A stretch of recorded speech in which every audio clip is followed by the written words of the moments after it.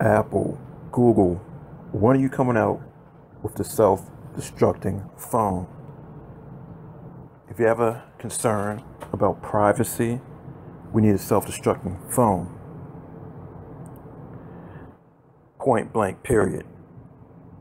Because a phone in the right hands, you get together with a hardware engineer and a software engineer, you can extract the data off of any phone, computer, etc. You need a hardware engineer and a software engineer. The hardware engineer takes the phone apart and it copies the instruction set, which is the iOS and applications, and your memory.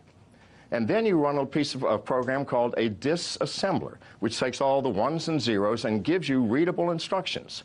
Then the coder sits down and he reads through. And what he's looking for is the first access to the keypad, because that's the first thing you're doing when you input your pad. It'll take half an hour. When you see that, then he reads the instructions for where in memory this secret code is stored. It is that trivial. A half an hour. Now, I said 3 weeks. Why? Because if I got the flu or a cold, I did not want to have to eat my shoe, like I said, on Neil Covito. But it is a half-hour job. The FBI knows this. Apple knows this. And this is not an indictment of Apple. Any computer, and this is a computer, any computer that falls into someone's hands, well, anybody can do it, which is why corporate data centers keep their computers locked up. And all you have to do is copy to another device the instructions from the CPU, RAM, hard drive, copy all that stuff to another piece of hardware. The software guys involved, and they can get it cracked and get it open.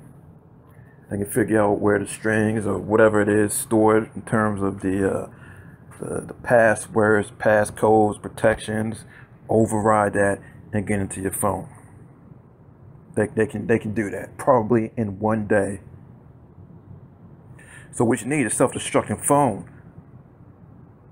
Hey, find my iPhone, find my Android, add in that self-destruct feature, put it in the laptop so I can remotely do it from another location. Boom, hit that so you can protect yourself against criminals, law enforcement, abuse, etc. Or just in general for peace of mind. Self-destructing phone. Make it so if you don't put in the code to disarm it, it'll automatically self-destruct, melt everything on the inside. You want to obviously do it in a safe way so no one gets injured or hurt. You want those components to be wiped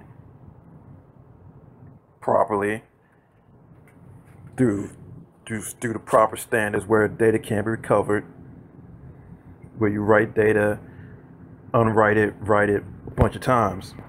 And I also wanted to melt, self-destruct, have a little bit of batteries reserved to somehow spark a little something, just to slightly melt it, destroy those chips. That might be a hard thing to do, because you don't want a situation where a phone explodes like the Galaxy Note 7. But you want something just enough to destroy that phone. And maybe you have to put it in, encapsulate it in something that'll protect the heat from escaping outside. Put the battery in a different spot that's protected, so mistakes don't happen and you have a real bad situation on your hand. But figure out the logistics behind it, make it happen. You should be able to do that remotely, and you should be able to do it on a time code. Hey, if I don't get back to my phone, and you can set up 12 hours, 24 hours a week, a month, a year, automatically self-destructs. That's the best way to go about it for your security and your protection. Because hey, these companies, Google and Apple, they have armed security at their data centers. All these major companies have armed security at their data centers. You say, why is an encryption, and why aren't certain things good enough in terms of encryption and software? Because it can all be hacked. What you need is a physical presence, people with guns, protect your data, armed security to hold it down and keep the people out. That's the only way to do it. You need something physical. You need to be able to physically destroy your phone and keep it out of people's hands. Put that time code on there. If it don't get back in a certain amount of time, destroy the phone. Or allow someone to do it remotely. That's the best way to go about protecting people's privacy and security. Until that happens, you're always going to be vulnerable to somebody that really, really wants to get your information, regardless of encryption, regardless of certain security features, password protection, and blocking access to ports. That's just my take. That's what I would like to see happen. Iceberg Jim out. Deuces.